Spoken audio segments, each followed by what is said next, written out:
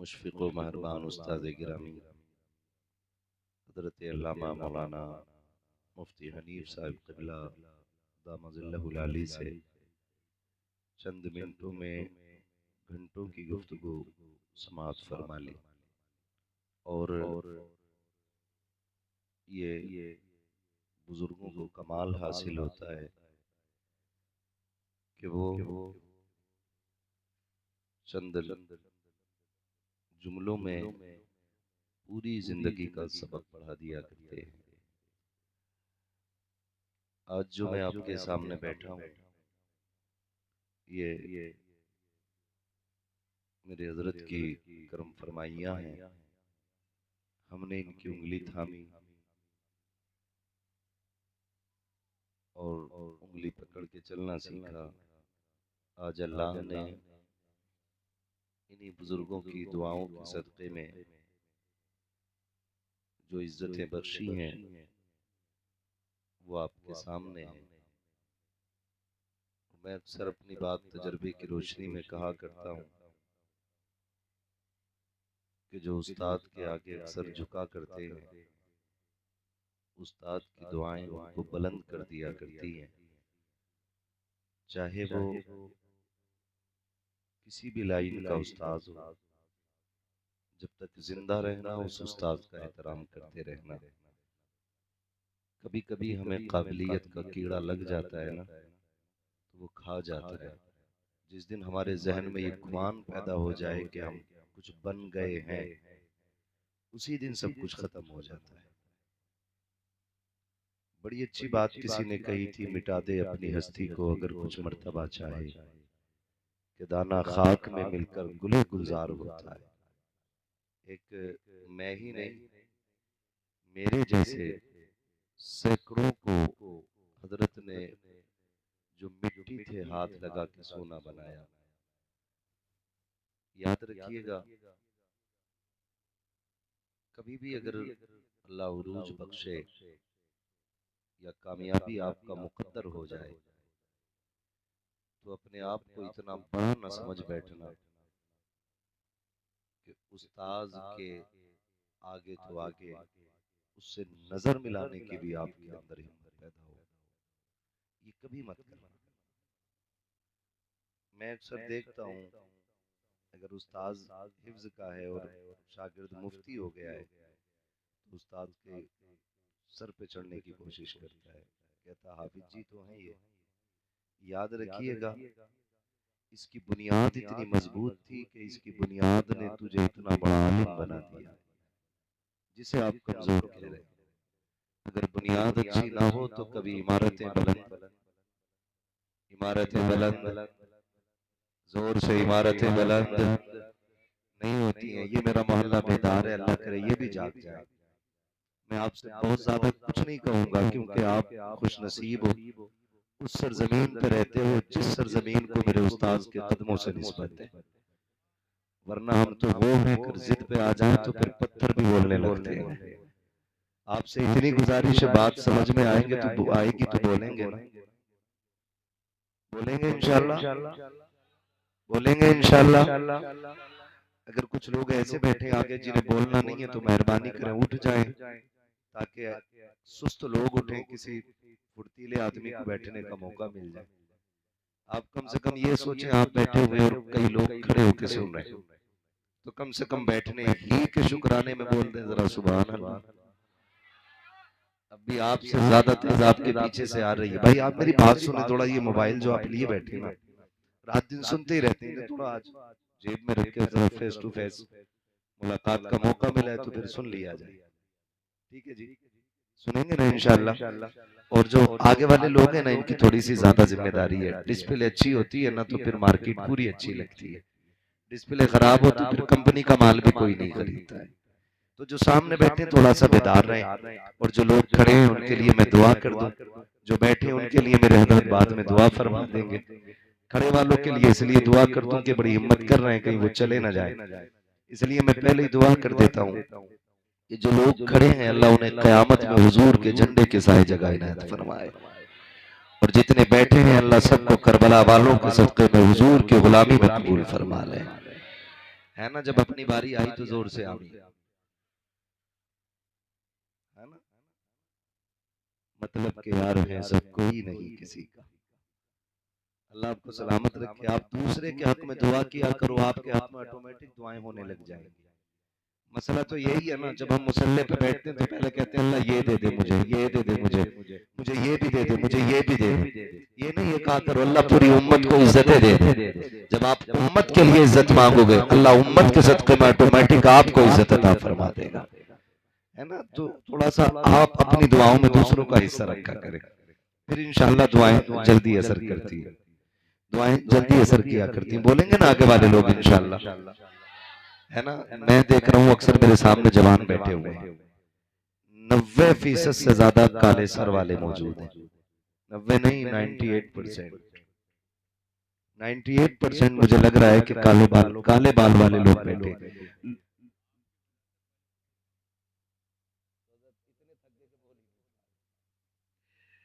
अल्लाह आपको सलामत रखे। ये मेरे उस्ताद गिरामी का हुक्म था। वाकई इनके हुक्म के आगे ना फिर हमें सांस लेने की गुंजाइश नहीं रहती है। और ये सच्ची बात है कि लोग कहते हैं कि भाई, अभी कह रहे थे हाफिज साहब के नसीब है हमारा आ गया। मैंने कहा नसीब आपका नहीं है, मसला कुछ और ही है। हजरत का हुक्म था, हालांकि मैं आपको बता दूं कि दिसंबर तक बीच में सांस लेने तक की अभी गुंजाइश नहीं है। तो जो बीच में आराम की बिना 10, 15, 20 दिन के बाद 1, 2 दिन आराम का होता है, और फिर हजरत का हुक्म हो गया आना है तो फिर आना है। बस हजरत का हुक्म था, चलाया।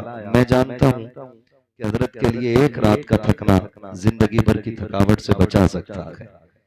तो यही है, मिटा दे अपनी हस्ती को अगर कुछ मर्तबा चाहे, कि दाना खाक में मिलकर गुले गुजार होता है। अल्लाह आपको सलामत रखे। मोहब्बतों से बैठे और जो खड़े हैं, इनसे मेरी एक गुजारिश है, घर जाना तो माँ के कदम चूमना, बाप के हाथ चूमना, और कहना माँ तेरे दूध का कमाल था, अब्बा तेरी हलाल कमाई के लुकमों का कमाल था। सबने बैठ के जलसा सुना था, मैंने खड़े होकर मदीने वाले की बातें सुनी थी। इंशाल्लाह जो लोग खड़े हैं तो ये माँ बाप का शुक्रिया अदा करेंगे इस खड़े होने के मामले में भी। अल्लाह आपको सलामत रखे। आज चूंकि हमारे कारी साहब हाफिज साहब ने वालिद गिरामी की इसाले सवाब के लिए इस महफिल को सजाया है, अल्लाह ताला इन तमाम तर मुक़द्दस ज़ातों के सदक़े में, इन उलमा इकराम के कदमों की बरकत से हाफिज साहब के वालिद गिरामी की अल्लाह बेहिसाब मग़फ़िरत फरमाकर उनको जन्नत नसीब फरमाए। यकीन करें ये महफिलें इतनी बाबरकत होती हैं, इतनी बाबरकत होती हैं कि जो इस महफिल में आ जाता है बख्श दिया जाता है। जब बख्श दिया जाता है तो फिर अगले दिन तौबा का मामला। तो सुने मेरे प्यारे, बख्श तो दिए जाते हैं, अहम होता है उस बख्शिश को बचा के रखना। आप आके बैठ गए हो, अल्लाह आज की रात के सदक़े में, इस महफिल के सदक़े में सबकी मग़फ़िरत अपने करम से फरमाएगा। लेकिन मजा तो तब है कि जब सुबह में उठ करके कोई ऐसा काम न किया जाए जिससे अल्लाह नाराज हो। ये सबसे ज्यादा जरूरी काम है। तौबा की 1000 बार मगर करके तोड़ दी, तौबा है मेरी आज से तौबा ना करूंगा। तो थोड़ा इस चीज से भी बचें कि हम रोज तौबा करते हैं और फिर तोड़ बैठते हैं। अल्लाह ने ये महफिल नसीब से अता की है, मुकद्दर से अता की है। इस महफिल में जितने लोग आते हैं बख्श दिए जाते हैं। और फिर सोचे तो सही, एक बंदा सुभान अल्लाह कहे, 2 कहे, 10 कहे, उन सब के सुभान अल्लाह कहने का सवाब उनको तो मिलना ही मिलना है। लेकिन जिसके नाम से ये महफिल सजाई गई है ना, ये सवाब उसकी रूह तक भी पहुंचता है। ये कितनी फायदे वाली महफिल है। लोग कई बार कहते हैं कितनी महफिलें हो रही हैं, इसका फायदा क्या है। मैंने कहा मर के देख फिर पता चलेगा इसका फायदा क्या है। और ये हकीकत भी है, कई लोगों को ये उलमा इकराम तशरीफ फरमाए जिम्मेदार। और मेरे नसीब की बात है कि मेरे उस्ताद गिरामी भी मिंबर शरीफ पे बैठे हुए हैं और मैं हजरत के सामने लबकुशाई कर रहा हूँ। तकरीर नहीं, मैं तो ये सोच रहा हूँ जैसे कल सबक सुनाया करता था वैसे ही आज भी पढ़ने लगा हूँ। हाँ, मैं आज भी तकरीर की नीयत नहीं है, यूं समझे मैं आज भी उस्ताद की बारगाह में सबक ही पढ़ रहा हूँ। अल्लाह आपको सलामत रखे। जो मैं बात कह रहा हूँ जरा उस पर गौर कीजिएगा। बहुत गौर कीजिएगा, मर के पता चलेगा। कई बार लोग कहते हैं कोई नतीजा तो है नहीं महफिलों का, हम जानते हैं नतीजे के बारे में। जिन इलाकों में जलसे नहीं होते ना, उन इलाकों को उम्मत का माना मालूम नहीं होता, उम्मत तक का माना मालूम नहीं होता। मसलक के हवाले से, अकीदे के हवाले से बात की जाए तो कहते हैं जी हम तो बस अल्लाह रसूल को मानते हैं, बाकी मौलवियों के चक्कर में पड़ते ही नहीं। इस तरह की लोग बातें करते हैं। लेकिन जिन इलाकों में जलसे होते हैं, अल्लाह और उसके रसूल की महफिलें सजती हैं, उलमा तशरीफ लाते हैं, तो जवान है। अगर बच्चे से भी पूछो ना हुजूर को कैसा जानता है या कैसा मानता है, तो अगर उस इलाके में ये महफिलें सजती हैं तो फिर बरेली के इमाम की जबानी वो भी कहता है, सरवर कहूं के मालिक हो मौला कहूं तुझे, सुभान अल्लाह, बागे खलील का गुले जेबा कहूं तुझे, तेरे तो वस्फ ऐबे तनाही से है बरी, हैरान हूं मेरे शाह में क्या क्या कहूं तुझे। तो ये जलसों की बरकतें होती हैं। जिन इलाकों में महफिलें सजती हैं ना, उन इलाकों के अकीदे महफूज होते हैं, ईमान मजबूत हो जाया करते हैं, अल्लाह और उसके रसूल के हवाले से रिश्ते मजबूत हो जाया करते हैं। अल्लाह आपको सलामत रखे। मैं आपसे अगली बात करूं, नाराज न होइएगा, मेरी तकरीर तबे यार को बेचैन करती है। सबब क्या है, वही कहता हूं जो दिल पर गुजरती है, और मैं बोलने में डरूंगा बिल्कुल नहीं, क्योंकि मैं अपने उस्ताद का बुलाया हुआ हूं। सारे रूठ जाओ फर्क नहीं पड़ता है, जिसने मुझे उंगली पकड़ के चलाया वो मेरे साथ है। मुझे आपके नाराज होने से मतलब नहीं है, बस कोशिश ये है कोई रूठे तो रूठे, मदीने वाला ना रूठे। ये ड्यूटी हमारी है, आप तक बात पहुंचानी है। यकीन करें, मेरे उस्ताद गिरामी ने भी फरमाया, हमने इन्हीं की ज़बानी सुना भी है, पढ़ा भी है, कि जिंदगी बड़ी मुख्तसर भी है और बहुत तवील भी है। मुख्तसर इतनी कि जो सांस अंदर जाती है बाहर आने का भरोसा नहीं, और तवील इतनी कि लोग एड़ियां रगड़ते रह जाते हैं और मौत की दुआएं भी मांगते हैं। गौर कीजिएगा, लंबी भी है छोटी भी है। वो लोग जो एड़ियां रगड़ते रहते हैं और मौत की भीख मांगते हैं, क्या वो जीना नहीं चाहते? वो भी जीना चाहते हैं, उन्हें भी जिंदगी प्यारी है, लेकिन हालात कभी कभी बंदे को इतना मजबूर कर देते हैं कि वो अपनी जिंदगी ही से तंग आ जाया करता है। और ये तंगियां रब के कानून की वजह से नहीं, उसने रास्ते मसदूद नहीं किए, इसलिए कि वो सिर्फ पैसे का मालिक नहीं, वो हवा का भी मालिक है। जो ऑक्सीजन हवा के अंदर है वो उसका भी मालिक है। अगर सिर्फ हवा रोक देना 5 सेकंड के लिए, पूरी दुनिया तबाही में आ जाएगी। अगर वो ऑक्सीजन खत्म कर देना 1 मिनट के लिए, पूरी दुनिया मुसीबत में मुब्तला हो जाएगी। लेकिन हमारी 1000 नाफरमानियों के बावजूद फिर भी वो सुबह उठ के तरह तरह की नेमतें खिलाता है। पूरी रात नाफरमानियों में गुजारी, हमने एक सिजदा उसको नहीं किया, लेकिन 10 बजे आंख खुली, दस्तरखान पे क्या नहीं था? मक्खन पराठे भी थे, दूध भी था, घी भी था, तरह तरह के फल भी थे। ये किसकी नेमत है? ये रब की नेमत है। वो चाहता तो सबको जहरीला बना देता, फिर जानते कि तू किस चीज को छू सकता था। अगर वो हवा में जहर खोल दे तो फिर मजाल है कोई सांस ले सके। अगर वो फलों के अंदर जहर खोल दे, खाना तो बड़ी बात है, कोई छूने तैयार नहीं। जिन चीजों के अंदर उसने जहर रखा है, लोग करीब नहीं जाते। सांप के अंदर जहर है, नाम से डर जाते हैं। बिच्छू के अंदर जहर है, नाम से डर जाते हैं।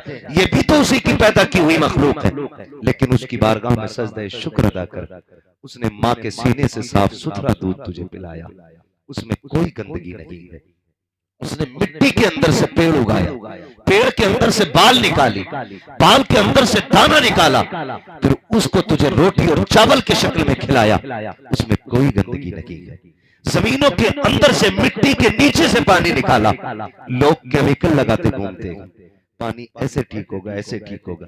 एक ने कहा ठीक रहना तो आरओ लगा लो, आरओ लगा लो। आरओ की जब तहकीक की तो पता चला आरओ इतना आरओ है कि जो उसे लगा लेता वो बीमार हो जाया करता है। का ये इतना क्लियर कर देता है पानी को कि उसके अंदर से विटामिन खत्म कर देता है।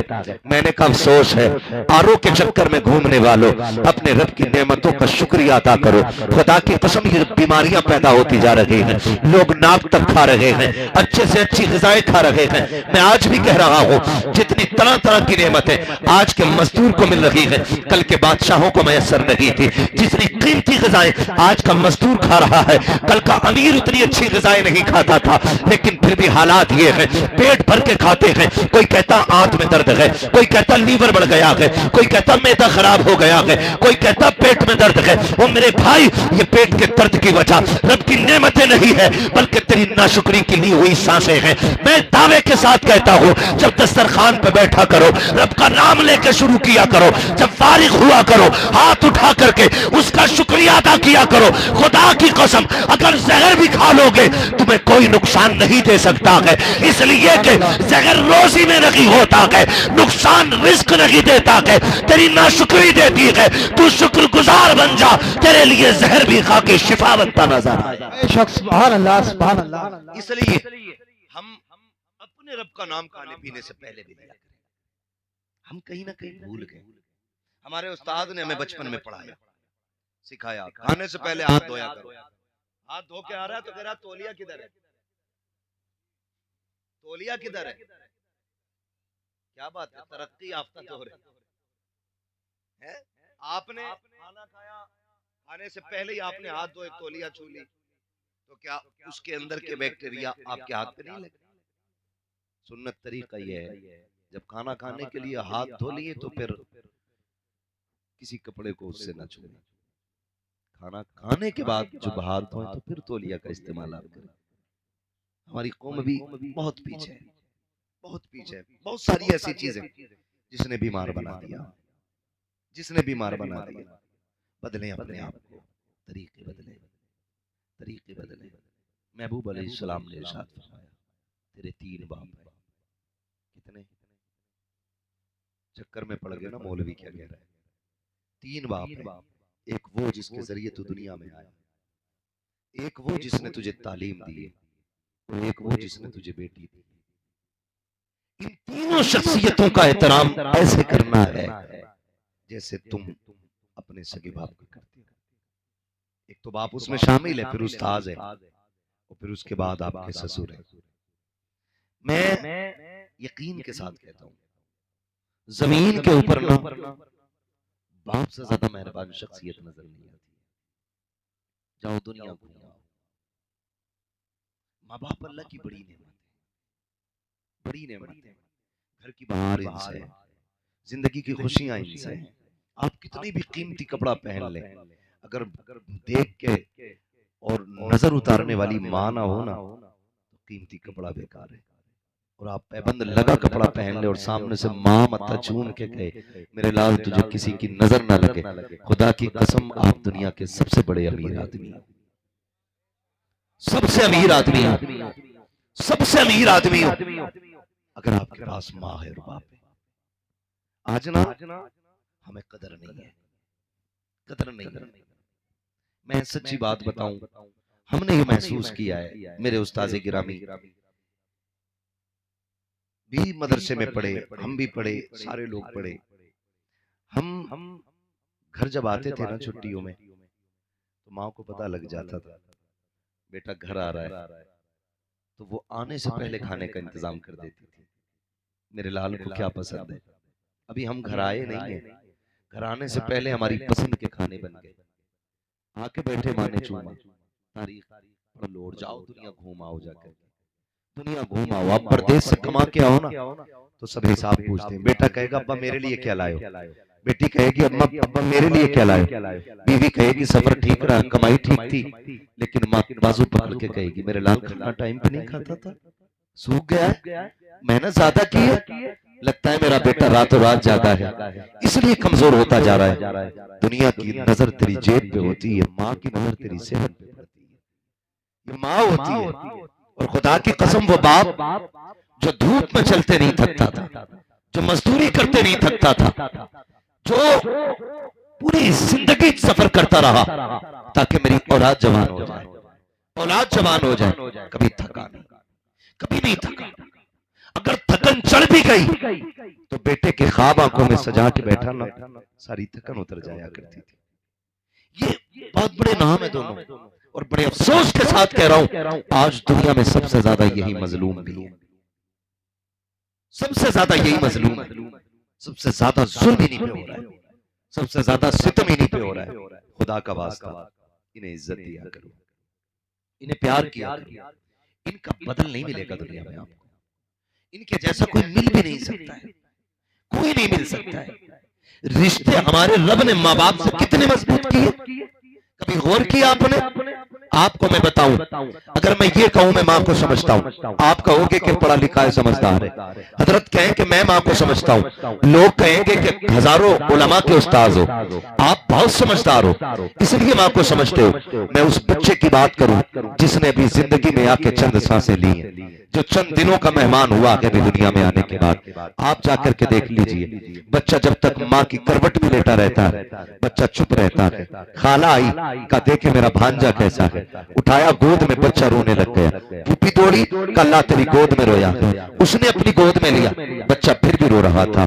फिर चाची आई, तमाम रिश्तेदार मिलकर बच्चे को गोद में ले ले, बच्चा चुपता नहीं है। अचानक फिर लौटा के मां की गोद में दिया जाता है, फिर बच्चा अचानक चुप हो जाता है। मुझे बताओ तो सही, जिसे अपनी गंदगी और पाकी का ख्याल नहीं, जिसे पेशाब का पता नहीं, जो भूख भी बताता है तो रो करके बताता है, जिसे दर्द को दर्द कहने का पता नहीं है, जिसको एहसास तो है लेकिन जबान में उसके नाम देने की अभी ताकत नहीं है। जब वो खाला की गोद में गया वो समझ गया ये माँ की गोद नहीं है, वो फूफी की गोद में गया फिर भी समझ गया माँ की गोद नहीं है, वो चाची की गोद में गया समझ गया माँ की गोद नहीं है। लेकिन जब माँ की गोद में गया उससे किसने बताया ये माँ की गोद है, उसको किसने कहा कि ये तू माँ की गोद में आ गया? ये रिश्ता क्या है? खुदा की कसम, जब बच्चा माँ के सीने के करीब आता है तो उसके दिल की धड़कन उसे पहचान लेती है। अब जिस सीने से लगा हूं ना ये मेरी माँ का सीना है, जिन हाथों में आ गया हूं ये मेरी माँ का हाथ है। आज मैं आपसे इतना कहूंगा, मुझे बताओ तो सही नौजवानों, माँ को हम धड़कन से बचपन में पहचानते थे, आज उसकी बोली भी नहीं जानते हैं, आज उसके दर्द को कहने के बावजूद हम नहीं पहचान पाते। बहुत बड़े हो गए हो आप, बड़े काबिल हो गए हो आप, आपको दुनिया जानती है, आपने आसमान को जमीन के नीचे लाके रख दिया है, आप इतने बड़े हो गए हो कि आप हवाओं में उड़ने लगे हो। लेकिन खुदा की कसम क्या बड़े हो अगर माँ को नहीं समझते हो, कितने बड़े हो अगर बाप को नहीं समझ पा रहे हो। क्या पाया है आपने, कौन सी दौलत कमाई है? इनके आगे चुप रहा करो, ये नाटा भी करा तो चुप रहा करो। लोग कहते कि जी मैं माँ की खिदमत करता हूँ, क्या खिदमत करते हो? जब वो गुस्सा होती है तो तुम नाराज हो जाते हो, इसी को खिदमत कहते हो। इनके मीठे लफ्जों को बर्दाश्त करना ये माँ की फर्माबरदारी नहीं है, बाप के मीठे जुमलों को बर्दाश्त कर लेना ये बाप की जात नहीं है, उसके सख्त और तीखे लफ्जों को बर्दाश्त कर लेना ये माँ बाप की फर्माबरदारी होती है, उसके तल्ख जुमलों को बर्दाश्त कर लेना ये माँ बाप की फर्माबरदारी होती है। तुम्हें क्या पता है बाप क्या होता है? अगर समझना हो कभी यतीम से जाके पूछो, जिसने 8 साल की उम्र में औजार लेकर के हाथ काले कर लिए हैं उससे पूछ बाप क्या होता है। जिसने पढ़ाई की उम्र में आकर के कलम फेंक करके चाबियां संभाल ली हो उससे पूछो बाप क्या होता है। तुम भी तो रोड पे चलते हो, कि तुमने 8 साल के बच्चों को टायर में हवा भरते नहीं देखा? क्या तुमने साइकिल के रिम सीधे करते नहीं देखा? जाओ उनसे जाकर के पूछो तो सही, क्या तुम्हें अपनी तालीम की फिक्र नहीं है? वो भी आपको जवाब देंगे हम भी तो पढ़ना चाहते थे लेकिन उम्र 7 साल थी, बस्ता कंधे पे था, हम भी आशिक थे तालीम के, लेकिन अचानक मस्जिद से ऐलान हुआ फला का इंतकाल हो गया है। मौलवी उसी दिन बस्ता छूट गया था, उसी दिन किताब भूल गए थे हम घर में आए दौड़ते दौड़ते, सामने बाप का लाशा पड़ा था। हम भूल गए हैं कि जिम्मेदारियों के सामने तालीम क्या होती है, कलम क्या होता है। जब हमने बाप के दीजे से फुर्सत पाई लोग दावतें खा के गए। मेरी माँ ने कहा था बेटे अब क्या करेगा? मैंने कहा बस्ता मदरसे में रह गया है। माँ ने कहा था नहीं नूरे नजर लगते जिगर, देख तो सही बहन 10 साल की हो गई है, तेरी उम्र 8 साल आ गई है, अगर तू अब भी कलम उठाएगा बहन की जिम्मेदारियां कौन पूरी करेगा? हमने उसी दिन बस्ता फेंक दिया, मंडी में आकर करके मजदूरी करने लग गए। और तुझे क्या पता है बाप क्या होता है? तूने तो जवानी बाप के साए में पाई है। उन यतीमों से पूछो जिनके पैर में जूतियां लगी होती हैं, मंडी में खरीदो फरोख्त किया करते हैं, बाप क्या होता है? कभी उनसे पूछो जो होटलों में तुम्हारे झूठे बर्तन उठाते हैं, बाप क्या होता है? कभी उनसे पूछो जो गालियां खाकर भी तुम्हारी नौकरी किया करते हैं। आज कहते हो क्या हो गया, बाप ने मेरे लिए क्या किया है? खुदा की कसम जिनके सर पे बाप नहीं होते हैं वो जवानी को तरस जाया करते हैं, खुशियों को तरस जाते हैं। मुझे बता तो सही, बाप को समझो।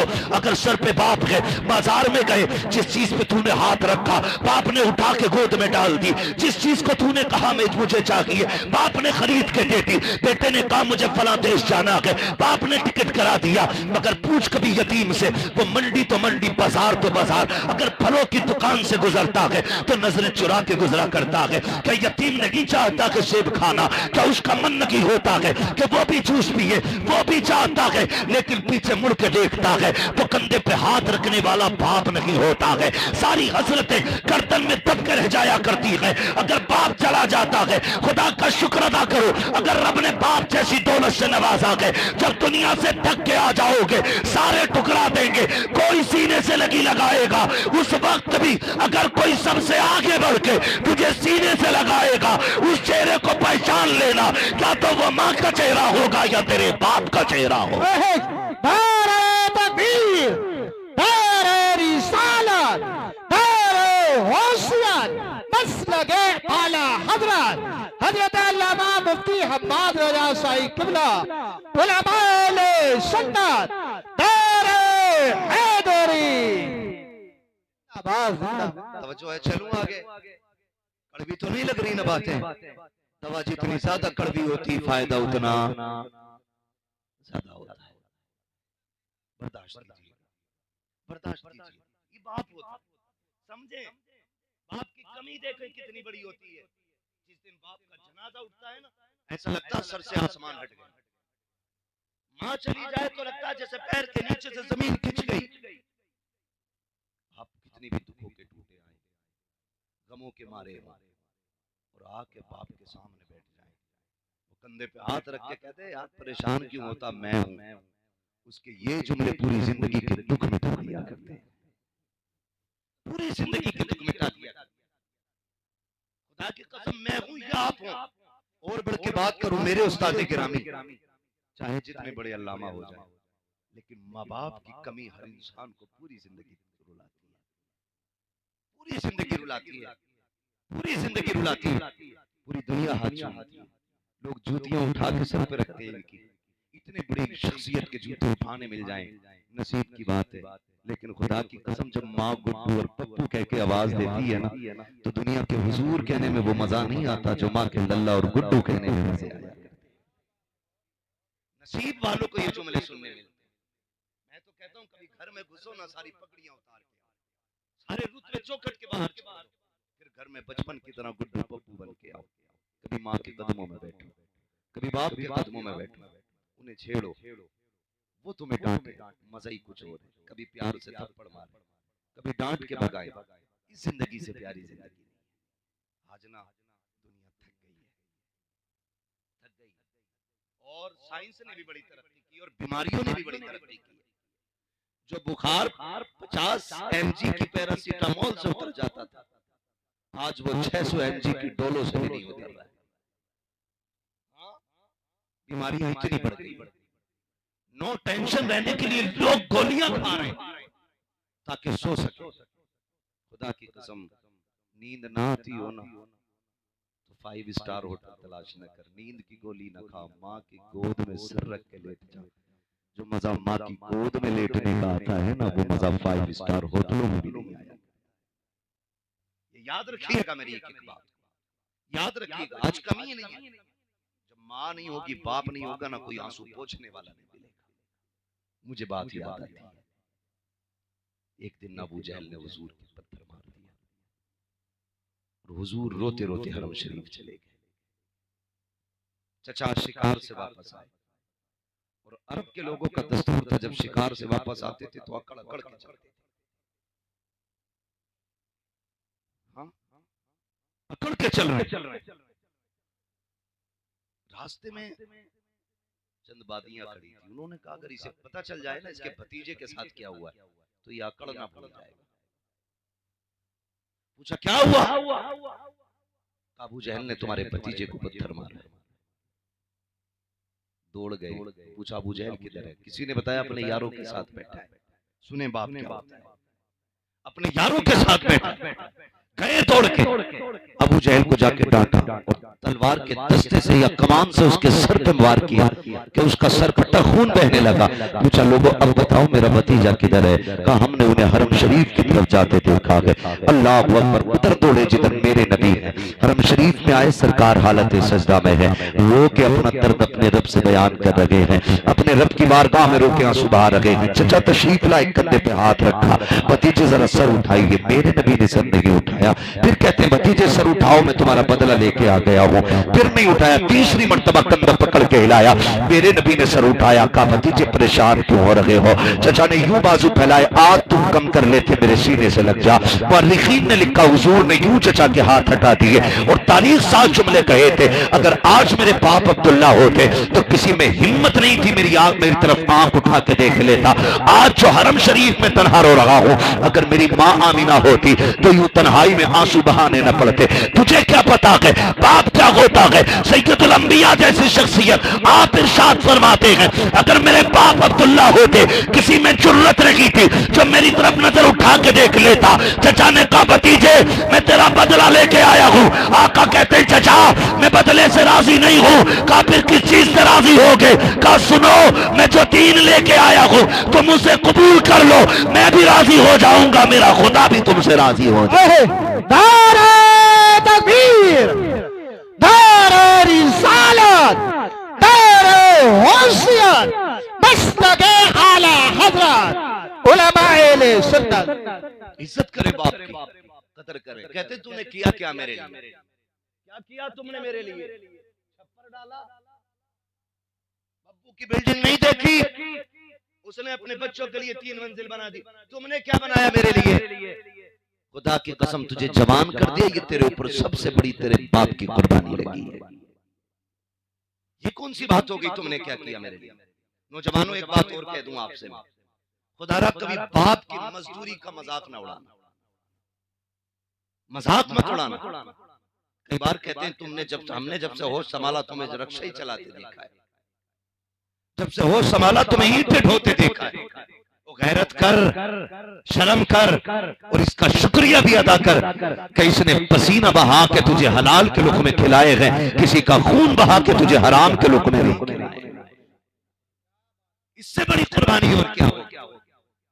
ये भी तो ब्याज ले सकता था, ये भी तो रिश्वतें ले सकता था, ये भी तो सूद पे पैसे दे सकता था, लेकिन इसने 60 ईंटें सर पे रख के चढ़ाई, लेकिन तेरे हलक में हराम का लुकमा नहीं आने दिया। हाँ, इस बात पे फख्र करना कि हमारे बाप ने हलाल का लुकमा खिलाया है, हराम का लुकमा नहीं खिलाया। ये बहुत बड़ा एहसान होता है बाप। फिर भी कहते तुमने क्या किया हमारे लिए?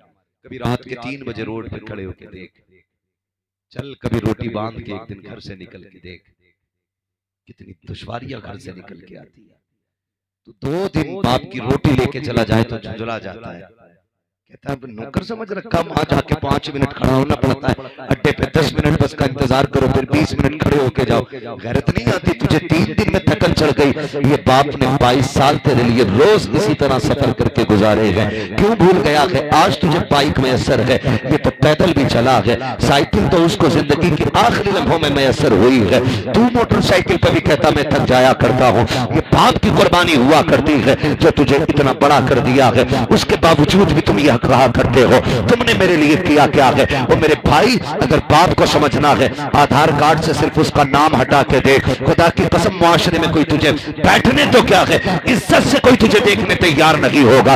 इज्जतें भी तब मिला करती है जब हमारे साथ बाप का नाम जुड़ा होता है, हमारे काट के अंदर अगर बाप का नाम है तब हमारा आधार मोतबर होता है, अगर बाप का नाम नहीं है हमारा आधार मोतबर नहीं है, जिंदगी मोतबर नहीं है। खुदा की कसम अगर इज्जत का सबसे बड़ा रखवाला कोई होता है तो वह बाप की जात होती है। कभी उसे जलील न करना, अल्लाह तौफीक दे और हो सके तो उसके नाम पे जिंदगी भी कुर्बान कर देना, अपनी इज्जत को भी कुर्बान करके देंगे। सुभान अल्लाह। नारे तकबीर, नारे रिसालत, मसलके आला हजरत, उलमाए अहले सुन्नत, महफिल सारे तबाब, नारे तकबीर, नारे रिसालत। सुभान अल्लाह। बाप बाप होता। मैं माजरत के साथ अर्ज करूं हजरत, वो लोग जिन्होंने अपने बच्चों को हाफिज कारी बना दिया, उनके बच्चों को ये तमीज होती है कि इंतकाल के बाद भी वो बाप के साथ लगे रहते हैं, माँ के साथ लगे रहते हैं। वरना अगर नहीं पढ़ाया, हमने मौलवी नहीं बनाया, अब्बा मर गया ना, तो सगा बेटा उसके बदन के कपड़ों को छूने तैयार नहीं होता है। सगा बेटा छूने तैयार नहीं होता।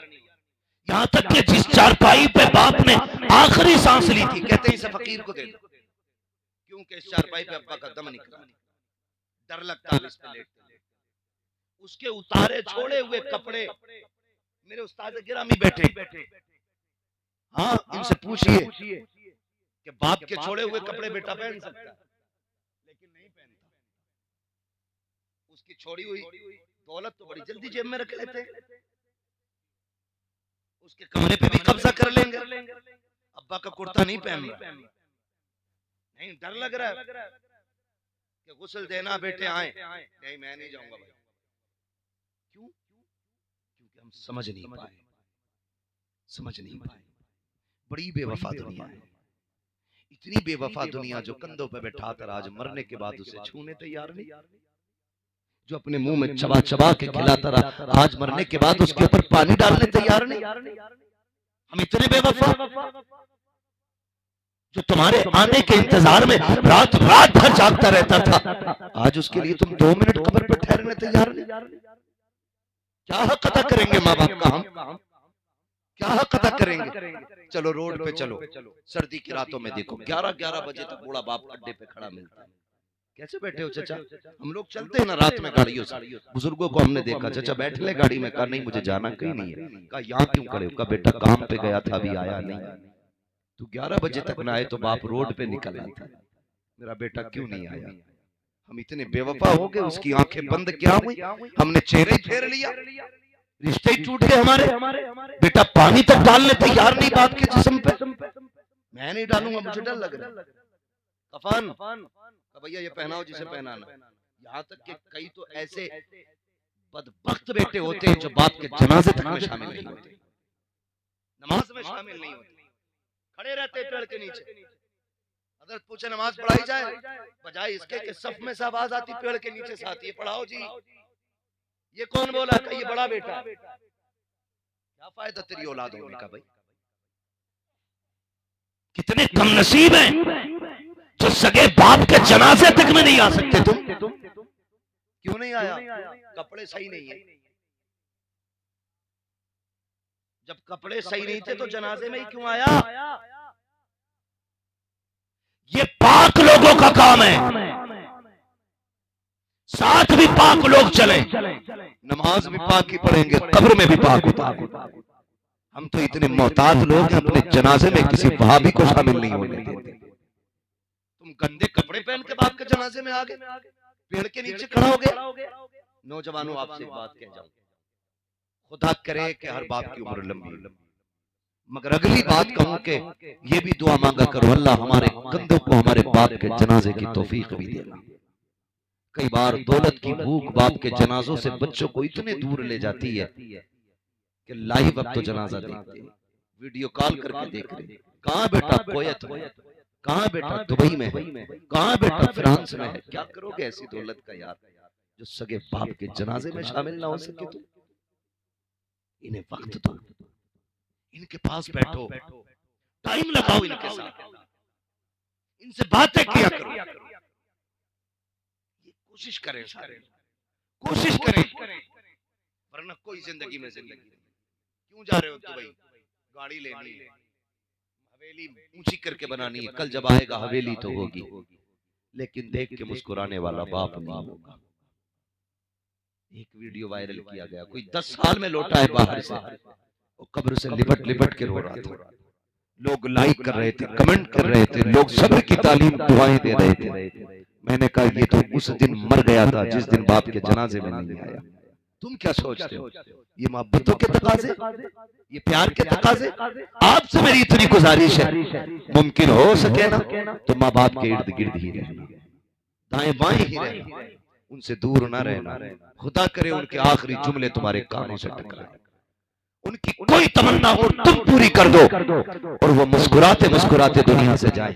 महबूब फरमाते हैं कयामत में सारे जन्नत को ढूंढेंगे और मैं उनको ढूंढूंगा जो दुनिया में जिनके माँ बाप उनसे राजी होके गए थे। मैं उनका हाथ पकड़ के खुदा की बारगाह में लाऊंगा, उसका हिसाब आसान कराऊंगा, फिर हौज़े कौसर को ले जाके जाम पिलाऊंगा। कहते फिर हाथ पकड़ते उसे खुद जन्नत में छोड़ के आऊंगा। ये माँ बाप के खुश करने वालों फरमा बरदारों के लिए इतनी बड़ी महबूब की तरफ से खुशखबरी है। लेकिन हमें हुआ क्या है, हमें क्या हो गया है? आपसे भी ये बातें कही, लेकिन बापों से भी मैं चंद बातें कह जाऊं, चंद कड़वी बातें बापों से भी कहना चाहता हूं। खुदारा आपसे भी इतनी गुजारिश है, आप भी मेहरबानी करें, आप पे भी बेटों की कुछ जिम्मेदारी है, आप पे भी औलाद की कुछ जिम्मेदारी है। आप इन्हें गधा ना समझें, इन्हें जानवरों की तरह इस्तेमाल न करें। मालिक है आप औलाद के, ये अपनी जगह है, लेकिन हुस्न अखलाक भी कोई चीज होती है। आप अपनी जिम्मेदारियां पूरी करें। कई बार गलती कर जाते हैं, माफ कीजिएगा।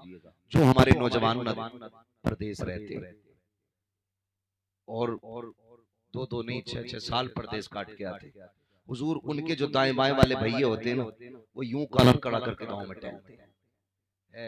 8वीं मंजिल पे खड़ा है, झुलका रहा चारों तरफ के इसकी बिल्डिंग, जबकि इसने एक फूटी कौड़ी नहीं कमाई है, सारी मेहनत उसकी लगी है जो दुबई में पड़ा है,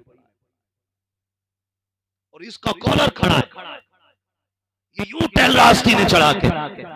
बेचारा परदेसी 10 साल के बाद आया, 0-0 ही रहा, क्योंकि ये ठलुए खा गए थे।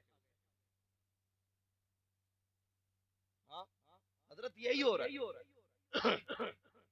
मैं उन भाइयों को मुबारकबाद पेश करता हूँ जो बहनों के हाथ पीले करने के लिए परदेश काटा करते हैं, फिर अभी बहनों से जिम्मेदारी पूरी नहीं होती है, इधर बेटियां जवान हो जाया करती हैं, फिर उनके लिए परदेश चले जाया करती हैं। कितनी बड़ी कुर्बानी है, लेकिन जब वो वापस आते हैं कहते हैं सुन भाई 3 बीघे तेरी है, 3 बीघे मेरी है। वो पूछता जो मैंने 10 साल प्रदेश में काटे हैं तुमने उसका क्या सिला दिया? कब वो तो खर्चा हो गया। किस चीज में खर्चा हुआ है? इतनी चीजें निकाल निकाल के गिनाया करते हैं। वो भाई भाइयों के साथ इंसाफ किया करो, झूठ बोल करके उनको तबाह बर्बाद ना किया करो। जब तुम्हारे लिए परदेश काट के आया है, बाप की जिम्मेदारी बनती है, जितने उसने सौबतें बर्दाश्त की है, औलाद की जुदाई उठाई है, अपनों से दूर रह करके जितने आंसू उसने बहाए हैं, कम से कम उसके आंसुओं की कीमत मौजूद होनी चाहिए।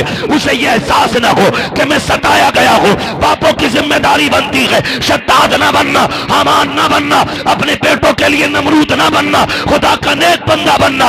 उसने परदेश में दुख उठाए हैं, तुम्हारे लिए औलाद को छोड़ के रहा है। जब वो वापस आए उसको रोने पे मजबूर ना करना, कहना बेटे तूने 10 साल हमारे लिए सितम उठाए गए, 10 साल परदेश काटा गए, खून के आंसू रोया गए, आज के बाद तुझे रोने की जरूरत रखी है। हमने तेरे आने से पहले तेरा बिजनेस तैयार किया है, अब तू घर बैठ के खागा, तू भी मुस्कुराता रहेगा, तुझे देख के हम भी मुस्कुराते रहेंगे। सुभान अल्लाह।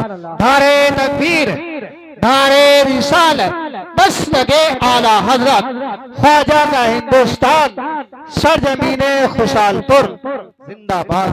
इंसाफ करो तुम भी औलाद के साथ, हिसाब तुम्हें भी देना है, हिसाब औलाद को भी देना। बचना किसी को नहीं, हिसाब देना औलाद की जिम्मेदारी बनती है कि वो बहैसियत माँ बाप की कदर करे। माँ बाप की जिम्मेदारी बनती है कि वो मनसबे जो उसकी एक बहुत बड़ी जिम्मेदारी है कि वो एक चरवाहे की हैसियत रखता है और औलाद मेमने और बकरियों की हैसियत रखती है उसके सामने। वो निगरान है उन सब का जो उसके घर के अंदर अफराद है। तो भाई सब अपनी अपनी जिम्मेदारियां निभा, अपनी अपनी जिम्मेदारियां निभा। इसलिए मेरी आपसे गुजारिश है, माँ बाप से कहूंगा, कई बार ऐसा होता है ना, बच्चे भी शिकायत करते हैं कि मेरे बच्चे भूखे, अब्बा जमीन नहीं दे रहा है ना। और कई बातें ऐसी हैं जो महफिल में कही नहीं जा सकती, लेकिन हमारी कौम का बड़ा दर्द है, नहीं कह सकता, कई लोगों को बहुत कड़वी लग जाएगी, लेकिन सच्ची बात, आप ना कोशिश किया करो। औलाद से कहूंगा मन जद्दा वजदा, मेरे हुजूर ने फरमाया जो कोशिश करता वो पाता। कोशिश करें, आप बिजनेस करें, आगे बढ़े, खुद मुख्तार मजबूत बने, आप दूसरों के मोहताज न बने, मजबूत रहे। मैं माँ बाप को एक मशवरा देना चाहूंगा, इस्लाम में जब बच्चा बालिग हो जाए ना बेटा, तो उसकी परवरिश की जिम्मेदारी माँ बाप पे नहीं रहती है, उसके खर्चे माँ बाप के जिम्मे, बोले माँ बाप के जिम्मे। अगर वो फिर भी खिला रहा है तो उसका, फिर भी खिला रहा है तो उसका एहसान कहते हुए क्यों जबान थक रही है भाई? अगर वो फिर भी खिला रहा है तुम्हें बालिग होने के बाद, तो उसका एहसान है। आपको मैं ही कहूंगा, बहुत दिनों के बाद ये बात मेरी समझ में आई, इस्लाम ने बालिग होने के बाद खर्चा क्यों हटा दिया? ताकि ये खुद अपने रास्ते तैयार करें। एक कहावत है, खुद कुआं खोदो खुद पानी पी। हाँ, खुद कुआं खोदो और खुद पानी पियो। जो खुद कुआं खोदने और पानी पीने की ताकत रखता है वो कभी प्यासा नहीं रहेगा, और जो दूसरे की सबील का मोहताज रहता है ना, वो कभी पानी पर मालिक नहीं बनेगा। मैं बापों से गुजारिश करूंगा, आपको अल्लाह ने 8 बेटे दिए, एक बेटा दिया है तो एक का तो मसला ही नहीं, वो तो है ही अकेला। 2 दिए हैं ना, तो जैसी होश संभालने उनका काम अलग करना। दुश्मनी नहीं है, ये आपकी हमदर्दी है औलाद के साथ। आप 10 साल जब तक वो पढ़ रहा है, पढ़ाना चाहते पढ़ाइए, फिर लालची न बनिए, उससे कहिए अपना कर अपना खा, ताकि कल वो ठोकरे ना खाए। यही इस्लाम का मिजाज है, यही हमारा दीन सिखाता है। लेकिन क्या है, अब्बा की 20 बीघे तो लल्ला सुबह 10 बजे तक सो रहा, कह रहा मौलाना लौंडे की पबजी नहीं छूट रही, पबजी खेलना 2 बजे तक, पबजी तो पबजी, फोन की बैटरी भूल जाएगा, जरा कह के खुद खा कमा, फिर हम नहीं जानिए ये 3 बजे तक खेल लेते, 8 बजे खर्राटे लेने लग जाए तो बात कर। इन्हें जिम्मेदार बनाइए, इन्हें आजाद ना छोड़िए। इकलौता है, 2 ही हैं, लाडले हैं, अब्बा की 100 बीघे, लाड़ नहीं है, ये सितम है औलाद। ये आप जुल्म कर रहे हैं औलाद पे अगर आप उन्हें जिम्मेदार नहीं बना रहे। आपके मरने के बाद ये भीख मांगेंगे या चोरियां करेंगे, इसी से मुआशरा बिगड़ जाएगा। माँ बाप की अपनी जिम्मेदारी है, औलाद की अपनी जिम्मेदारी है। और फिर सुने, जब औलाद पे भी जब जिम्मेदारी आ जाए तो फिर जिम्मेदारी है कि वो माँ बाप की भी जिम्मेदारी है, ये फिर हमारी तरफ पलट के जिम्मेदारी आ रही है जो बचपन में उन्होंने हमारे लिए किया, अब हमारी जिम्मेदारी है वो हम बुढ़ापे में इनके लिए। ये तो वो बाप था जिसके जरिए हम दुनिया में आए। अब उस बाप की बात करूं जिसने हमें पढ़ाया। आपसे छोटी सी गुजारिश है, अगर उस्ताद हाथ न थामे तो हम मिट्टी के डेले के सिवा कुछ नहीं, मिट्टी के डेले के सिवा हम कुछ नहीं। अगर ये कलम न थमाए तो हमें साइन करने नहीं आएंगे, अगर ये कि जुमले को 100 बार न कहलवाएं तो हमें बोलना नहीं आएगा। हाँ, लोग कहते हैं तोते को पढ़ाना पड़ता है, तोते को क्या खाक पढ़ाना पड़ता है, तोता चंद सांसों में पड़ जाता है, पढ़ाना तो इंसान का होता है। कभी गौर करना इन बातों पे जो मैं कह रहा हूं, पढ़ाना तो इंसान का होता है। भाई तोता रट्टू है और वो बिना सोचे समझे कि आपकी नकल करता है, लेकिन जहां सोचने समझने की ताकत भी हो, अच्छे बुरे की तमीज भी हो, फिर उसे पढ़ाना और पढ़ाना, अच्छा पढ़ाना, ये बहुत बड़ा कमाल होता है, बहुत बड़ा कमाल। मैंने अभी पहले कहा कि उस्ताद अगर हाफिज जी है तो शागिर्द इज्जत करने तैयार नहीं है, तो मैं तो मुफ्ती साहब हो गया। सुने, जो झुकना नहीं जानता वो आगे बढ़ना नहीं जानता है, जो झुकना जानते हैं वही उठना जानते हैं। आप झुकने के आदी बने, अल्लाह आपको उठा डालेगा, बुलंद करेगा आपको। कई बार ना है मुरीद हो गए पीर साहब से, तो हर जुमेरात जा रहा सलाम, हर जुमेरात अस्सलाम वालेकुम पीर साहब बिठा ली बैठा, कह रहा वो पिछली बार जो गदक लाए थे ना टांडे से, उसमें बड़ी बरकत थी, उसने सोचा बरकत थी तो वो फिर अगली बार 3 किलो लाया। तो ये जो ऑटोमेटिकली बरकतें होती है ना, ये बढ़ती रहती है, लेकिन उस्ताद के यहाँ बरकतें नहीं होती, क्योंकि उस्ताद वो जौहरी होता है जो हीरे को नग बनाता है, जो सोने की बिस्किट को तोड़ मरोड़ के जेवर बनाता है, वो उस्ताद होता है। तो उस्ताद के यहाँ चापलूसी तो हो ही नहीं सकती, गलती करोगे अब भी डर लग रहा है, सच्ची बता रहा हूँ कसम से, हमें अब भी डर लग रहा है कि अभी भी वो हो सकता है कि थप्पड़ कहीं से भी पड़ जाए, क्योंकि यहाँ माफी नहीं होती। अगर डॉक्टर रहम करने लग जाए तो मरीज ठीक हो ही नहीं सकता। और जहां डॉक्टर ने जख्म पे पट्टी करी, चीरा नहीं लगाना, कहीं से दर्द होगा तो भाई वो सड़ा देगा, और आजकल ये सड़ाने का काम कई पीर कर रहे हैं। खुद फैसला करना किसका पीर सड़ा रहा है और किसका पीर सजा रहा है, ये फैसले आपको करने। तो उस्ताद होता है। हर जुमेरात जा रहे हो, कभी हजरत को भी सलाम कर लिया करो, हजरत आ रहे तो निकल गया उधर को, हाथ में तुमने पड़े, मेरे पीछे 3 मुक्तदी आ रहे हैं, मुक्तदी है, कोई मलकुल मौत थोड़ी है, नहीं मैं अल्लामा हूं, गधे इनके हाथ चूमने से कद घटा नहीं करते, कद बढ़ा करते, कद बढ़ा करते। अल्लाह इज्जतें बख्श देता है। वो एक उस्ताद ने शागिर्द से कहा यार मेरे जूते ला, गया, उसने देखा हजरत के जूते पे गर्द लगी, उसने कपड़ा ढूंढा, मिला ही नहीं, उसने दामन लिया और यूं और सीने से लगा के खड़ा हो। उस्ताद ने कहा पगले ये जूते सीने से लगा के खड़ा है, तेरे कपड़ों पे धब्बा लग जाएगा। उसने कहा मेरे कपड़े तेरे जूतों से लगने वाली खाक से ज्यादा तो कीमती नहीं है। उस्ताद ने इतना सुना, आंख में आंसू आ गए, फरमाने लगे चल आज तूने मेरे जूते उठाएंगे, तादमे जीस्त जमाना तेरे जूते उठाता रहेगा।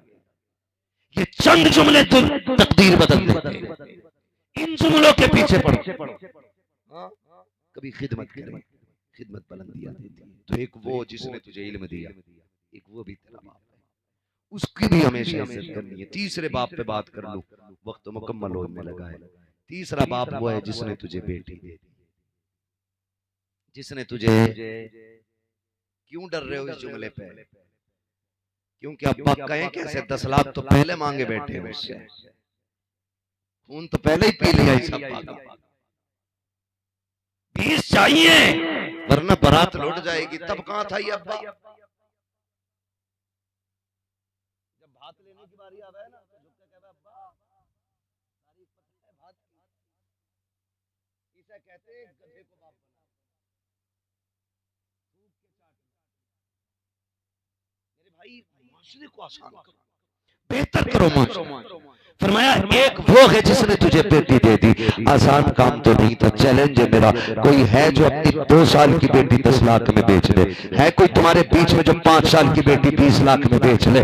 5 साल की बेटी 40 लाख मुझसे लेके चला जाए, बेटी दे दे कोई अपनी। कोई कहेगा मौलवी बड़े से बड़ा बेगैरत भी अपनी एक 5 साल की बेटी को 40 लाख में नहीं बेच सकता। तो बता तो सकी तुझे 5 साल की इतनी प्यारी है, 40 लाख में बेचने तैयार नहीं, उस बाप के जिक्र को सलाम क्यों नहीं करता है जिसने 20 साल की पढ़ा लिखा करके जवान बेटी फ्री में तेरे हवाले कर दी, और खाली दी नहीं है, उसके खर्चे के बर्तन भी तुझे दिए हैं, लेटने का बिस्तर भी दिया है, पहनने के कपड़े भी दिए हैं, उसने तुझे खाने के बर्तन भी दिए हैं, सजने का जेवर भी दिया है, संवरने के सामान भी दिए हैं। यहां तक कि उस बाप ने अपनी बेटी की जरूरत का एक सामान दिया। जाके कहते देखो तो सही किसके जहेज में चिमटा नहीं है, किसके जहेज में गिलास नहीं है, एक एक प्लेट प्याली जहेज में होती है। उस बाप को सलाम क्यों नहीं करते हो जो खाली बेटी नहीं दे रहा है, सारी से जरूरत की दे रहा है, उसके बाद भी जब बेटी घर में आती है लोग कह दिया करते हैं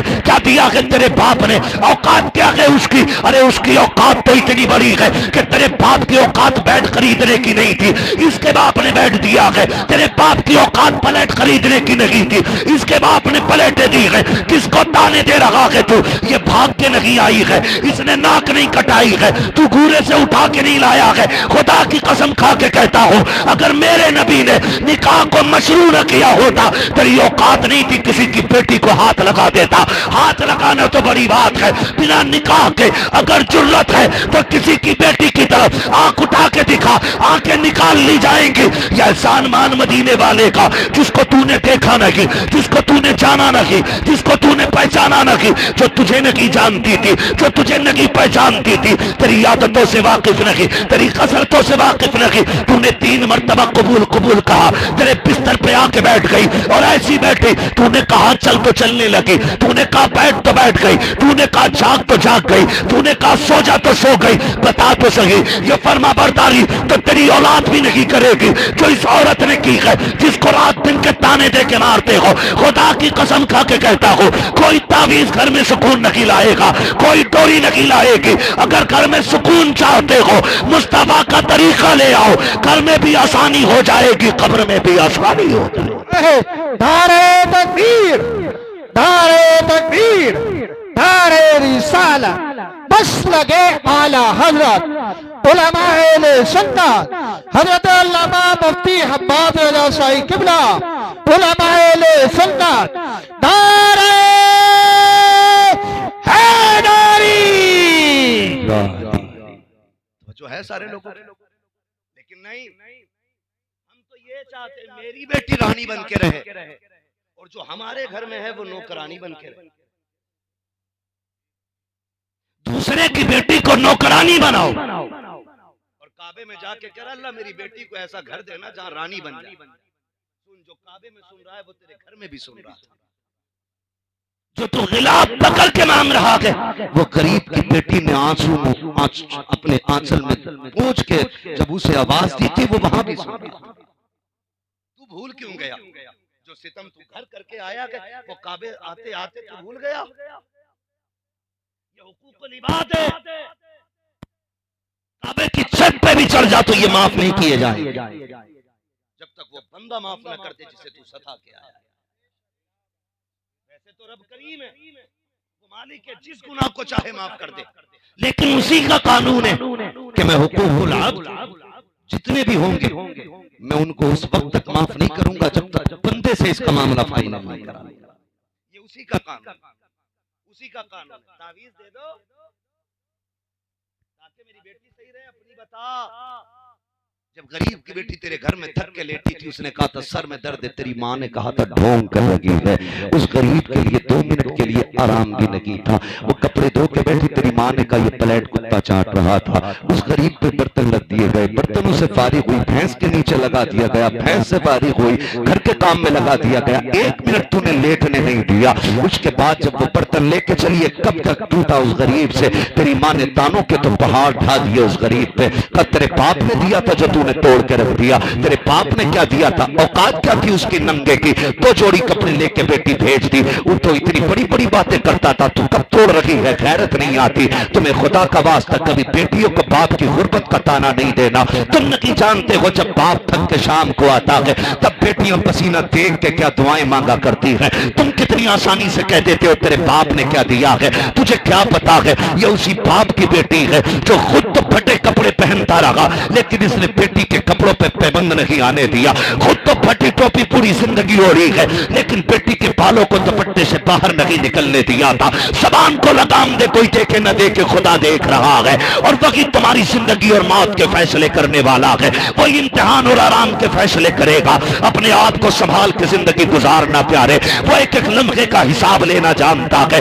बात बात पे ताने न दिया करो। जब बेटियों को ताने दिया जाता है, कहता तेरे बाप ने क्या दिया है, शाम तक वो रोती रहती है, हिचकियां भरती है। शाम को शोहर आता है, कदमों में बैठ के कहती मेरे सरताज आप अपने माँ बाप से कह दीजिए मेरी गलती हो तो जूते से मार ले, लेकिन मेरे बाप को गुर्बत का ताना ना दे। इन्हें क्या पता जिस दिन तेरा बाप 10 लोगों को लेकर के गया था, मेरे बाप ने पड़ोस से 10,000 लेके खाना बनवाया था। फिर तेरी फूफी और खाला देखने के लिए गई थी, मेरी माँ ने कंगन बेच के तेरे रिश्तेदारों को कपड़े दिए थे।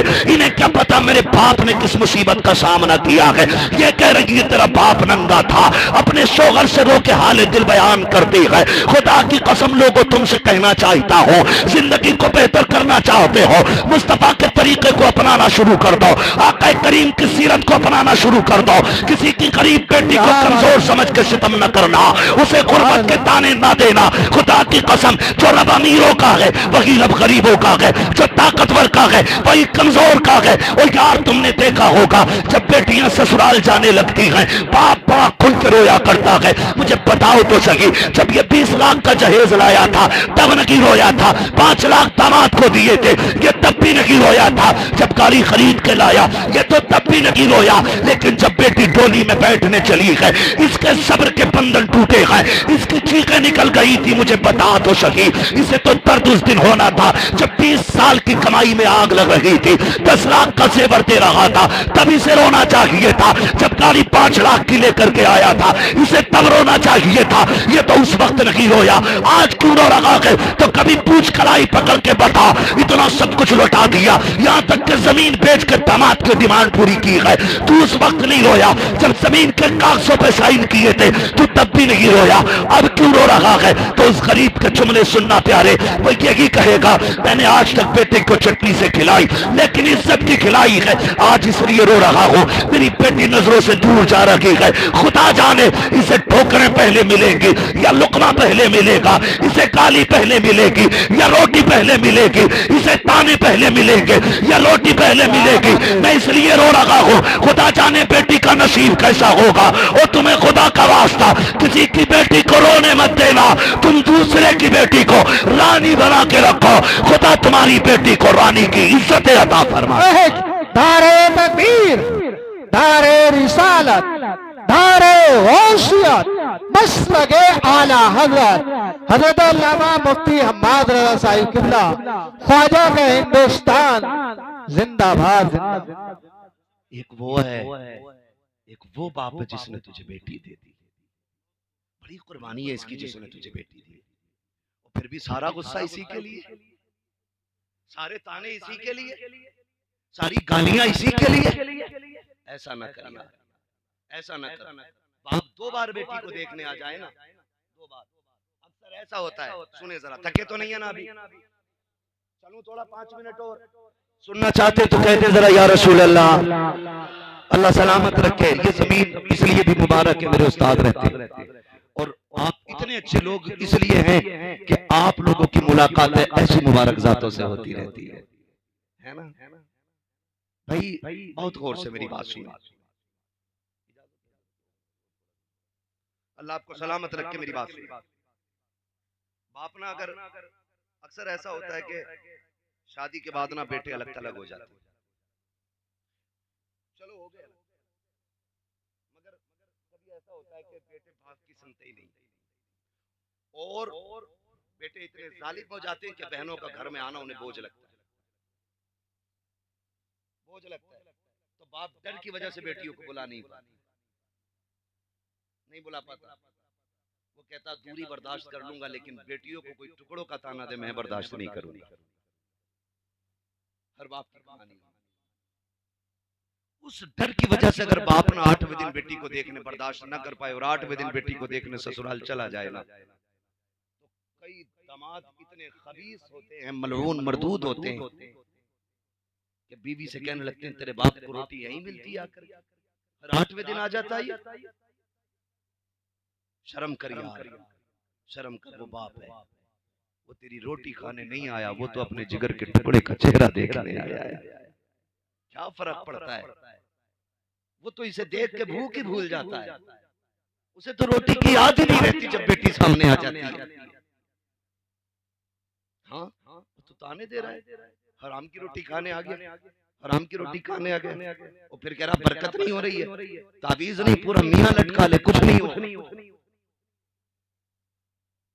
गलत नहीं कह रहा हूं, अगर रवैये ऐसे हैं, पूरा मियां लटका ले गले में फंदा डाल के, उसके बरकत का एक कतरा नहीं है। हुजूर की सुन्नत अपना ले, खुदा की कसम रहमतें तेरे घर में डेरा डाल। क्या तरीका है? तुम तो सगे ससुर को कहते हो हराम का खाने आ गया, हराम का खाने आ गया। मेरे नबी उजरे में लेटे, उम्मुल मोमिनीन सैयदा आयशा सिद्दीका रज़ी अल्लाह ताला बाहर काम कर रही सहन में, हुजूर कमरे में लेटे, इतने में दरवाजा बजा, कौन है अंदर आ जाए? एक बूढ़ी औरत अंदर आई। तवज्जो है ना, सुन रहे हैं ना गौर से? ऐसा तो नहीं बिला वजह पसीना बह रहा है।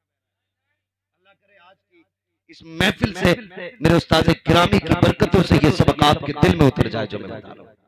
अंदाज़े बयां मेरा बहुत शौक नहीं है, शायद कि उतर जाए तेरे दिल में मेरी बात। सुने बहुत गौर से जो मैं कह रहा हूँ। कहती है कि दरवाजा खुला, एक बूढ़ी औरत अंदर आई, यूं हाथ रखा उसने, वो कहने लगी आयशा तेरा घर वाला नजर नहीं आ रहा? कहते हैं कि मैं अभी कुछ जवाब दे पाती, हुजूर ने उसकी आवाज सुनी, इतनी तेजी से उठे कि तैबंद संभालते हुए बाहर तशरीफ लाए और हुजूर उस खातून के साथ बैठे। बहुत देर तक सरकार बातें करते हैं, मुझसे फरमाने लगे आयशा घर में कुछ है? मैंने कहा जी या रसूल अल्लाह कहीं से खजूरें आई हैं। फरमाया ले आओ। कहती मैंने खजूरें दे दी। और कुछ है? कहा दूध भी। कहा वो भी ले आओ। कहती मैंने दूध का प्याला भी दे दिया। कहती कोई कपड़ा है? मैंने कहा हुजूर एक यमनी हरीर की चादर है।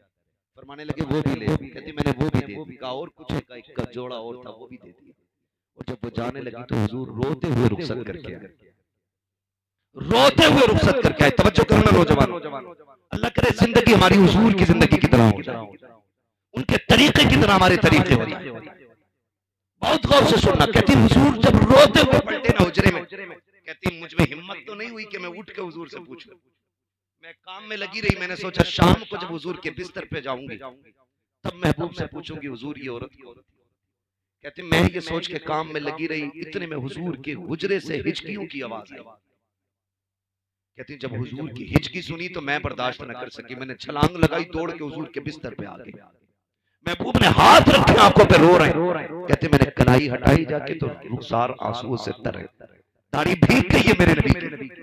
कहते मैंने कहा हुजूर रो रहे? खुद मेरे आका इरशाद फरमाते आयशा तुम सोच रही थी ना, सोच रही थी ना तुम कि मुझसे पूछोगी इससे मेरा रिश्ता क्या है? अभी कहा नहीं उम्मुल मोमिनीन आयशा सिद्दीका, अभी सोचा ही था बैठे बैठे। महबूब कह रहे आयशा तुम सोच रही थी ना कि इस खातून से मेरा क्या रिश्ता है और मैंने इसके लिए ये सब कुछ क्यों किया? आका करीम फरमाते सुने आयशा ये मेरी खदीजतुल कुबरा की सहेली है, जब ये आया करती थी मेरी खदीजा इसके साथ वही करती थी जो आज मैंने किया है, वो इसको खिलाती थी पिलाती थी, जब जाने लगती थी तोहफे दिया करती थी। आका इतना सब कुछ कर दिया। कहते हैं हाँ मैंने इसलिए किया है ताकि मैं वो करूं जो खदीजा ने किया है, इससे उसकी सहेली राजी हो जाएगी। अगर इधर सहेली राजी होगी उधर कब्र में मेरी खदीजा की रूह भी मुस्कुराने लग जाएगी। हमने तो जाने के बाद भी रिश्ते ऐसे निभाए हैं, हमने तो जीते जी नाक काट ली अपने रिश्तेदारों। क्यों? खुदारा बदले अपने आप को। डॉक्टर इकबाल ने कहा था कि मोहम्मद से वफा तूने तो हम तेरे, ये जहां चीज है क्या लोहो कलम तेरे। हाँ खुदी को कर बुलंद इतना कि हर तकदीर से पहले खुदा बंदे से खुद पूछे बता तेरी रजा क्या है। आप अच्छे तो बनो, फिर खुदा की कसम अगर जमीन पे जन्नत के नक्शे नजर ना आए तो बात करें। जमीन पे जन्नत के नक्शे नजर आए। मैंने 3 बापों के हवाले से बात की, इंशाअल्लाह जिंदगी रहेगी तो फिर कभी माँ के हवाले से बात करूंगा। मेरे महबूब ने फरमाया तेरे 3 बाप, एक वो जिसके जरिए तू दुनिया में आया, एक वो जिसने तुझे पढ़ाया, एक वो जिसने तुझे अपनी बेटी दे दी। ये 3 है, इनका एहतराम करना है, इनका एहतराम करना है। इनके आगे कभी ऊंची आवाज नहीं करनी है, इनके आगे कभी अकड़ना नहीं है, इनके आगे कभी आंखें नहीं निकालनी है। ये बाप है तेरे, और ये रूठ गए ना, मैंने दिल बड़ा नर्म किया, बड़ा नर्म किया। रूठे हैं ना तो एक बार आ जा, तेरी 100 गलतियों पे पहली नजर में पर्दा डाल के तुझे माफ कर देंगे। नसीब वाले जिनके घर में माँ बाप इज्जत करे, कदर करे, उनको राजी करे और अपने लिए जन्नत के रास्ते आसान करे। कोशिश ये करें कि माँ बाप का हक ना मारा जाए, माँ बाप का हक ना मारा जाए। माँ बाप ये कोशिश करे औलाद के ऊपर सितम ना हो, नाजायज दबाव ना हो, ज्यादती ना हो, वरना अल्लाह सबका हिसाब लेने वाला है। आप बच्चों के बाप, रब तुमसे भी बड़ा है, वो सबके ऊपर है, सबके ऊपर हाकिम है, वो सबसे हिसाब लेगा, सबसे आगे हिसाब लेगा। इसलिए मेरी गुजारिश है रिश्ते अच्छे करें। हमारे हजरत के साहबजादे का हुक्म है कि हुजूर का शजरा भी आखिर में बयान कर लेना है ना। मैं भोजपुर गया था, इत्तेफाक से नहीं हो सका था उस दिन, तो पकड़ लिया, कहने लगे वहां तो नहीं हुआ था, यहाँ होगा। मैंने कहा हुजूर हम भी यहाँ आप ही के कहने से हैं, आप कहें तो खाली शजरा ही सुना के चले जाए। हुक्म और मेरे उस्ताद के शहजादे हैं और मेरे लिए लायक सदीज़ तकरीम है, क्योंकि ये मेरे शेख के बेटे हैं। हुक्म है, इसलिए मैं हुजूर का शजरा बयान कर दे रहा हूँ। लेकिन मैं आपसे इतनी गुजारिश करूंगा, जरा बोल दे सुभान अल्लाह। मसवासी वालों, इससे ज्यादा शोर तो तीजे के चने में खो जाता है। बोले जरा सुभान अल्लाह। कुछ लोग अपनी मूवी देख रहे हैं, ये क्या कह रहा है? अरे तकरीर सुनिए, मैं तकरीर करने आया था।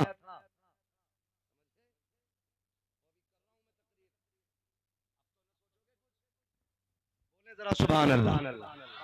नौजवानों, जवानी तो जवानी होती है, लेकिन अल्लाह खैर करे, अब जवानी में टेक लगा दिया, टूट गई कमरे टाइम से पहले। मेरी गुजारिश है, जैसी उम्र है ना वैसी आवाज निकालो। मैं आपको बताऊं, मेरा हाथ का इशारा हो तो आपको क्या बोलना है। इतनी जोर से सुभान अल्लाह कहोगे तो मेरे उस्ताद ने मुझे सोने की दुआ याद करा रखी है, मैं वही पढ़वा के चला जाऊंगा। और मैं शजरा सुना रहा हूँ, कोई ये नियत नहीं बांधी है नमाज की कि 2 रकात पूरी करके लूटूंगा। अगर आपने साथ छोड़ा, मैं चंद नाम बयान करके हट जाऊं, है ना। मैं इसलिए भी, देखो मैंने अभी आपसे हाथ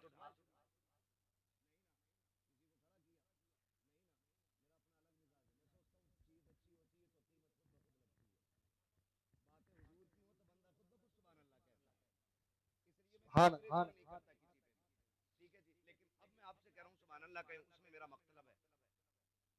उसमें मेरा मतलब है, मेरा मतलब ये है कि मैं जब शजरा बयान करूंगा, नाम लूंगा ना, सांस लंबी होगी, जब दम घुटने लगेगा तो मैं सोचूंगा सांस लूं, उस बीच में कुछ ना हो तो आप अल्लाह की तस्बीह बयान करके कह दें सुभान अल्लाह। जब हाथ का इशारा होगा तभी आपको जोर से बोलना है। क्या बोलना है? देखो जी, ऐसा ना करो कि ये 4 ताकतवर लोग हमारे कमजोरों का काम चला रहे। अगर अभी हजरत की तरफ से ग्लूकोज बटने लगे ना तो कमजोर सबसे आगे होंगे, कहेंगे मैं सबसे ज्यादा, है ना। तो ये ना करें, ये बज़्म में है यहाँ कोताह, दस्ती में है महरूमी, जो बढ़कर खुद उठा ले हाथ में मीना उसी का है जी। तो हिस्सा सबका अपना अपना है, और मैं अपना शजरा नहीं, हुजूर का शजरा बयान करने लगा हूँ और अपने शेख के साहबजादे के हुक्म पे बयान कर रहा हूँ। अब आप ना भी बोलेंगे, मुझे बयान करना है, मुझे इनकी फरमाबरदारी करनी है, आपकी ताबेदारी नहीं। अगर बोलेंगे तो साथ हो जाएगा, नहीं होगा तो फिर सोच लीजिएगा हम अकेले ही अपनी मंजिल पे जाएंगे। बोले सुभान अल्लाह। आदम के बेटे शीश, अल्लाह सलामत रखे, जो बोल गए सुभान अल्लाह आज की रात के सदके अल्लाह उन्हें हुजूर के मदीने की हाजिरी नसीब फरमा दे। जोर जोर से सुभान अल्लाह बोलने, अल्लाह उनके माँ बाप के साथ मदीने की हाजिरी नसीब फरमा दे। तो इससे भी जोर से सुभान अल्लाह कहे, अल्लाह उन्हें आज की रात हुजूर की ज़ियारत नसीब फरमा। आदम के बेटे शीश, शीश के बेटे यानस, यानस के बेटे कैनान, कैनान के बेटे मैलाइल, मैलाइल के बेटे व्यारत, व्यारत के बेटे इदरीस, इदरीस के बेटे मुतवशिक, मुतवशिक के बेटे लबकने के नाम, लबकने के नाम के बेटे नूह, नूह के बेटे शाम, शाम के बेटे जुल्हाद, जुल्हाद के बेटे शालिद, शालिद के बेटे आबिर, आबिर के बेटे दाता, दाता के बेटे रावा, रावा के बेटे शारू, शारू के बेटे नाखुर, नाखुर के बेटे तारिक, तारिक के बेटे इब्राहिम खलीलुल्लाह, इब्राहिम खलीलुल्लाह के बेटे इस्माइल ज़बीहुल्लाह, इस्माइल ज़बीहुल्लाह के बेटे केदार, केदार के बेटे अवाम, अवाम के बेटे हमल, हमल के बेटे साबित, साबित के बेटे सलमान, सलमान के बेटे रईसा, रईसा के बेटे इलियासा, इलियासा के बेटे ओदोद के बेटे हव्वा, हव्वा के बेटे अदनान, अदनान के बेटे मोइद, मोइद के बेटे नदान, नदार के बेटे मुदर, मुदर के बेटे इलियास, इलियास के बेटे मुदरिका, मुदरिका के बेटे खदीमा, खदीमा के बेटे किनाना, किनाना के बेटे नदर, नदर के बेटे मालिक, मालिक के बेटे फार, फार के बेटे गालिब, गालिब के बेटे लुई, लुई के बेटे काब, काब के बेटे मुर्रा, मुर्रा के बेटे किलाब, किलाब के बेटे कुसई, कुसई के बेटे अब्दे मनाफ, अब्दे मनाफ के बेटे हाशिम है, हाशिम के बेटे अब्दुल मुत्तलिब है, अब्दुल मुत्तलिब के बेटे अब्दुल्लाह है, अब्दुल्लाह के बेटे मोहम्मद रसूलुल्लाह। नारे तकबीर, नारे रिसालत, नारे गौसियत, मसलके आला हज़रत, इश्क मोहब्बत, इश्क मोहब्बत, प्यार मोहब्बत, प्यार मोहब्बत, बस्ती बस्ती करिया करिया, बस्ती बस्ती करिया करिया, इल्म का दरिया, फैज़ का दरिया, कौन बने मेहमाने काबा, नारे हैदरी। अल्लाह आपको सलामत रखे। फरमाया गया वक़ज़ा रब्बुका अल्ला तअबुदू इल्ला इय्याहु व बिल वालिदैनि ihsana। तुम्हारे रब ने फैसला फरमा दिया कि इबादत सिर्फ अल्लाह की करनी है और इबादत के बाद जो बड़ा जरूरी काम है वो माँ बाप के साथ हुस्न सलूक है, वो माँ बाप के साथ हुस्न सलूक करना है। बहुत पहले एक शायर ने कहा था, बुलंदियों का बड़े से बड़ा निशान छुआ, उठाया गोद में माँ ने तब आसमान छुआ। माँ बाप की इज्जत करनी है, उनकी कदर करनी है। अल्लाह ताला आपके साथ वालिद मरहूम को बेहिसाब जन्नतुल फिरदौस में मकाम रफ़ी नसीब फरमाए। बस जो गलत उनको माफ फरमाए। रब कायनात जिंदगी में दिया साथ फिरों की मुलाकात, चमन रहा फूल खिलेंगे, जिंदगी रही फिर मिलेंगे। मुसाफिर हैं हम भी, मुसाफिर हो तुम भी, किसी मोड़ पर फिर मुलाकात होगी। फकीरान आए सदा कर चले, सदा खुश रहो ये दुआ कर चले। सारे लोग कलमा शरीफ पढ़ लीजिए, ला इलाहा इल्लल्लाह मुहम्मद रसूलुल्लाह व मा अलैना इल्लल बलाग। दुरूद पाक पढ़े। अल्लाहुम्मा